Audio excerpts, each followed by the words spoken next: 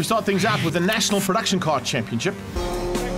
Certainly is now. Can he do it again? Remember, it's a reverse grid after the grid walk, and check how swamped these drivers got by the fans coming to join up.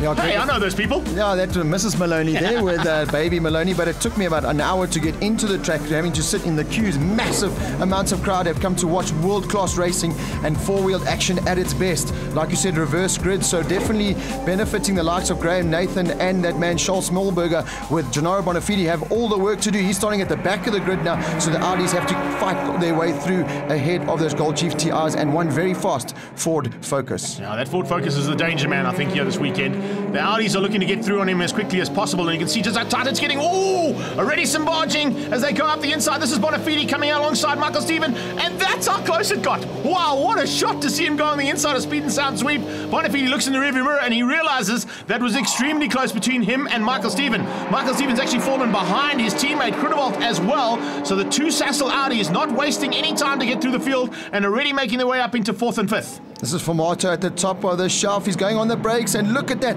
The Golf GTA, all kinds of sideways. And once again, we see 4 cars trying to make it into that right-hander. They're going to flick it right here. Michael van Rooyen, a better start. Remember, because of the reverse grid, he's right up there now, challenging for the win. Runs a little bit wide. He's got Formato right on his outside, heading into the final turn. And we're going to cross the line for the first lap. Look at this. We've got 9 cars in it. Yeah, the consideration that you've got to take into account right now is that Formato, even though he's in second place, Van Rooyen is pushing him hard. They have got Simon Moss on their tail, and I think there could be some issues coming along pretty shortly. Those guys are not going to hold anything back. Simon Moss usually is probably the most dangerous man on track. He's definitely the most aggressive driver in this pack, and he's not going to hold back anything to try and get around the Ford and the Chevy. So some smoke coming out of that Chev Cruise off Van Rooyen, so we're going to have to keep an eye on that. This is the battle for the Class X category. Nias Modak with a Freek Bleeknoot Jr. and Freek Bleeknoot Sr. trying to squeeze that out. Yeah. But out front, it's still Graham Nathan in that GTR leading the field at the moment. At the moment, the Audis really battling it. There's one of the Audis that's run off. That's Bonafide. Bonafide running wide. I think he just might have tried a little bit too hard to go on the inside of Castrol-Edge and sneak past on his teammate. Cost him dearly, and he's now back on track, but fortunately just ahead of the Class X category. So he's still got some time to make up. Coming onto the braking markers, that is side-by-side action from Nathan's point of view of the Ford and the Chevy as they come through turn 7, heading down towards G&H Transport Corner. The Chev's got the inside line, should have what it takes on the brakes. He's done it. He goes up the inside, but look at Moss. Where are you going, Simon Moss? There's no line there, bud. Where did you even think you could make that pass stick?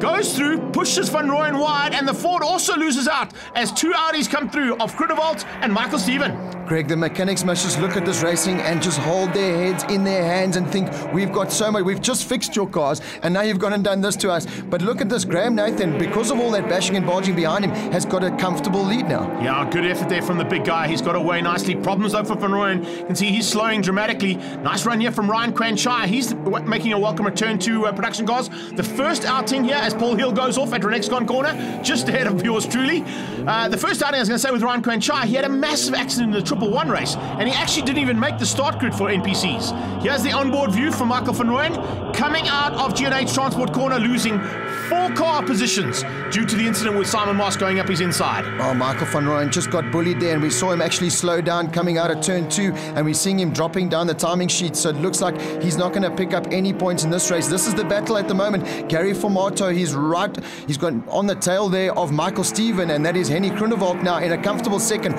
trying to chase down the GTR of Graham Nathan out front, but I don't know if he's got enough laps to do that. Yeah, I think that's what's the problem. He's going to run out of laps here, and unfortunately, due to the RG bargies, hasn't been able to close in on the Volkswagen Financial Services and Volkswagen Motorsport GTI there of Nathan. This man has had no worries whatsoever. We're on the final lap, and Modak, even though he's got Freek Bleeknoot on his tail, I don't think he's going to be trouble for the second win in Class X. Graham Nathan is heading to turn 4 for the final time and up the hill, and it doesn't look like Henny Krunewald is close enough. Nathan looks in his rearview mirror, sees he's got a comfortable gap. He's just got to get around these last couple of turns with no hassles, but the dice is definitely on for 3rd place. That is Michael Stephen on the inside of Gary Formato. Oh, great drive in there from Gary Formato. He saw that Stephen was on the tight line and was going to leave the door open and just cut that Ford Focus back, and he's now up into 3rd place. Good bit of driving there. Excellent return for Gary Formato and the turn 1 Ford. The SMD group backing that man, of course. Now that Ford have pulled out, And a great effort from Nathan as he comes through to take race 2 victory ahead of Henny Groenewald. Gary Formato comes ahead and beats out Michael Steven to the line.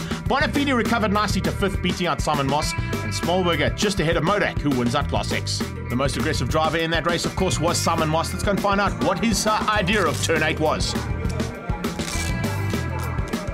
Gary ran wide, and Michael was ahead of him, and I went to overtake, and when I got into the apex of the corner, basically, I didn't have any room left, and I got turned into. So basically, from my perspective, I went for the move, and you can't complete a move if you're going to get turned in on. The big man taking a victory once again in the Volkswagen GTI. Gary and Michael and Simon came together, so I got given a bit of a breather, and I just capitalized on it, put my head down, made a bit of a gap, and stayed there. Henny was coming very strong at the end, but I managed to hang on to the end, and yeah, I'm very stoked for the car. We start thinking